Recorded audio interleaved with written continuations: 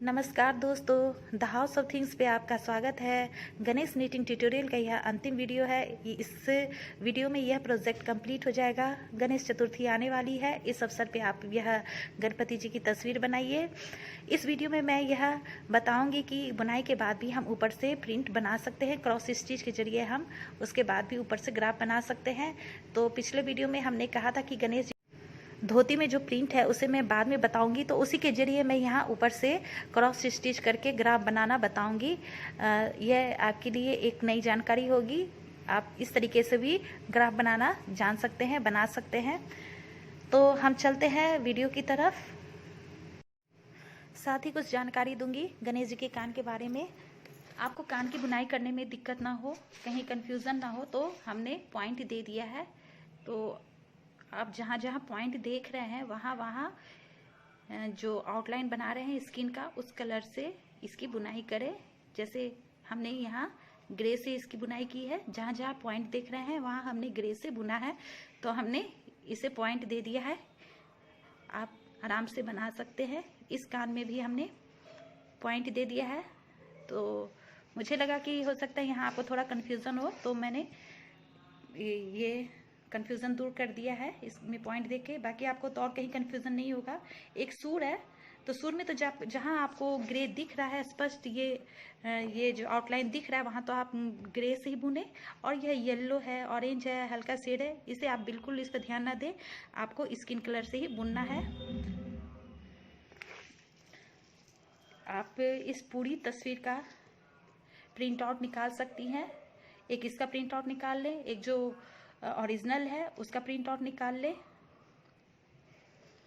2-3 print out इस तरह से आप निकाल ले और उसके बाद आप बुनाई करें। कहीं आपको दिक्कत नहीं आएगी, आराम से आप बुनते चले जाएंगे और बहुत अच्छी आपकी गणपति जी की तस्वीर उभर के आएगी। इसके अलावा आप कान में सिर्फ 3 कलर का यहाँ प्रयोग हुआ है। एक है ब्लैक, एक है ग्रे और एक यह स्किन कलर है। यहाँ आपको 2-3 शेड दिख रहा होगा, डार्क येलो, लाइट येलो, मगर आपको इस पर ध्यान नहीं देना है। आपको स्किन कलर से ही इसकी बुनाई करनी है। और यह जो एक बाहर का है, यह स्किन कलर है, क्रीम कलर है। और इसके ऊपर जो गया है यह ग्रे कलर ही है। यहाँ तो क्लियर है, इसलिए मैंने इसमें पॉइंट नहीं दिया है। यहाँ ग्रे कलर ही है। 1 2 3 4 5 ऊपर सी एक लाइन में यह 1 2 3 4 5 6 7, यह 7 ग्रे कलर है। उसके अलावा यहाँ एक ग्रे है और ये एक ग्रे है। उसी तरह यहाँ भी आप क्लियर समझ सकते हैं। इस तरह हमारी तस्वीर पूरी हो गई। बहुत अच्छी लग रही है। गणेश चतुर्थी के अवसर पे आप इसे बनाएं, खुद के लिए बनाएं, गिफ्ट करें। इसे आप फ्रेम करके आप सजा सकती हैं, इसकी पूजा कर सकती हैं।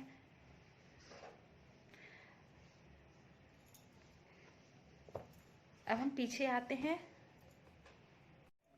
पीछे जो हमारे छोटे छोटे धागे हैं, कटे हुए धागे हैं, इसे हम आपस में मजबूती के लिए बांध लेते हैं। जो पास पास है उसे आपस में बांध लेते हैं।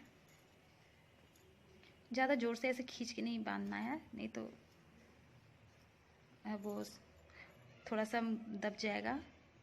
इसलिए हल्के हाथों से बराबर से हम बांधेंगे।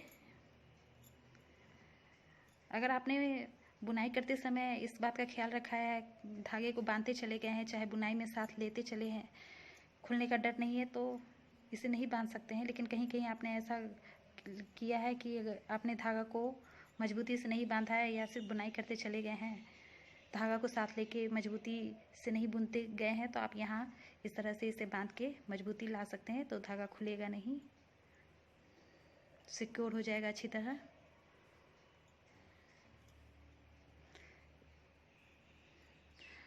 उसके बाद जो छोटे छोटे धागे होंगे उसे हम काट लेंगे। यह जैसे इसे हमने बांध लिया, अब हम इसे काट सकते हैं। इसे भी हमने बांध लिया है, तो अब हम इसे काट सकते हैं। इस तरह से हम कर लेंगे। बुनाई करते समय हमने इसमें ये जो प्रिंट दिख रहा है इसे हमने नहीं बनाया। हमने कहा कि मैं इसे बाद में बनाऊंगी, तो वही मैं अभी इसे बनाने जा रही हूँ।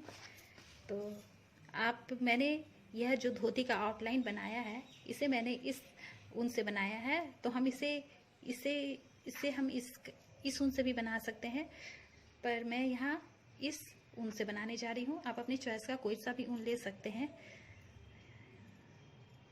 तो नीडल में हम धागे को डाल लेते हैं। अब यहाँ इसके बगल में, तो यहाँ नहीं, ये इसके ऊपर है और बगल में है, तो इसमें बनाना है। तो इसके सेंटर में हम सुई डालते हैं और इसके ऊपर हमें एग्जैक्ट ऐसा ही एक फंदा बनाना है। तो इसके ऊपर वाले में नीडल डालेंगे, फिर इसी सेंटर में नीडल डालेंगे। तो देखिए बिल्कुल फंदा वैसा ही हो गया। फिर एक इसके बीच में है, यहाँ बीच में खाली है, इसके ऊपर है एक, तो इसमें हमें एग्जैक्ट ऐसा ही फंदा बनाना है। तो यहाँ हम नीडल डाला है हमने इसके सेंटर में, और अब हम इसके ऊपर वाले में हमने नीडल डाला और फिर इसी सेंटर में हम नीडल डाल के निकाल लेंगे।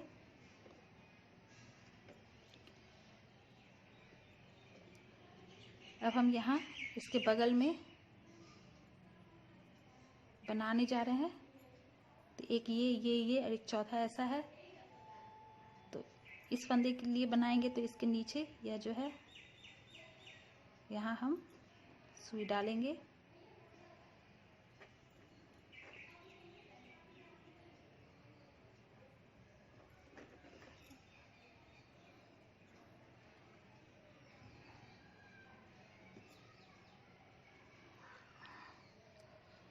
और यह हो गया। तो इस तरह आप देखिए बिल्कुल वैसे ही फंदा ही जैसा यह बन के तैयार हुआ है। यहाँ इस तरह हमने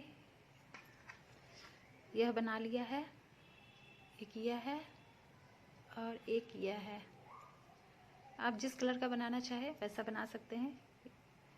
यह हमने ब्राउन कलर से बनाया है, गेहूं कलर से। बहुत ज़्यादा अंतर नहीं पता लग रहा है पीला और इसमें। इसी तरह दो यहाँ भी हमने बना लिया है, एक और एक ये। हम जैसे यहाँ देख रहे हैं, बुनाई करते समय मेरा यह छूट गया है। ये इस तरह इसका घुमाव आएगा, तो मैं यहाँ ऊपर से इसे कर लेती हूँ। यहाँ से स्टिच गिन के उसी स्टिच पे हम बुनाई करेंगे।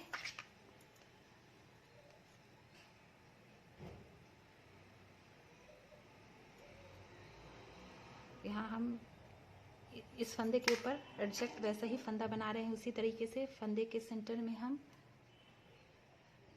यहाँ हमने नीडल डाला। हम इस फंदे के ऊपर एग्जैक्ट एक फंदा बना रहे हैं। इसके ऊपर हम इस तरह, फिर इस जहाँ सेंटर में हमने सुई शुरू में डाला था उसी सेंटर से सुई निकाल लेंगे। तो उसके नीचे इस तरह बन के तैयार है। अब हम यहाँ, मेरे एक बनाना है एक यहाँ, तो उसी तरह से हम इसे बनाएंगे जैसे हमें इस फंदे के ऊपर बनाना है, इस स्टिच के ऊपर। तो इसके नीचे यहाँ सेंटर में हम नीडल डालेंगे अंदर से।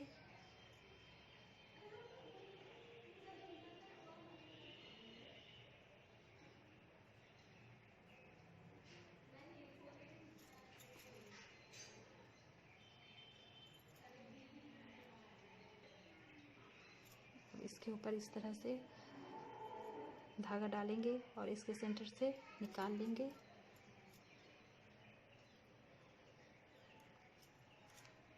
अब यह इस तरह हो गया। एक मेरा यहाँ छूटा हुआ है, इसी तरह हम इसे भी कर लेंगे।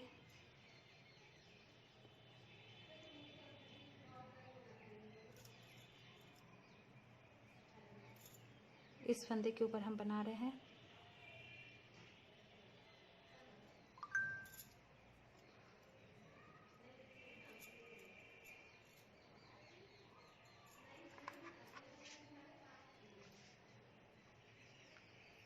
अब यह त्रिशूल तैयार हो गया कंप्लीट।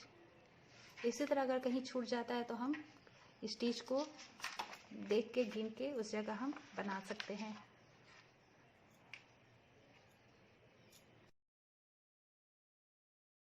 मुझे उम्मीद है कि आपको यह वीडियो पसंद आया होगा। मैंने पूरी कोशिश की आपको अच्छी तरह समझाने की, बताने की और कई तरीके से सिखाने की। तो आप इसे ज़रूर बनाएं, कंप्लीट करें और अपना फीडबैक हमें दें। अगर अब तक आपने इस चैनल को सब्सक्राइब नहीं किया है तो सब्सक्राइब कर ले। अगले वीडियो में हम फिर मिलेंगे। बाय।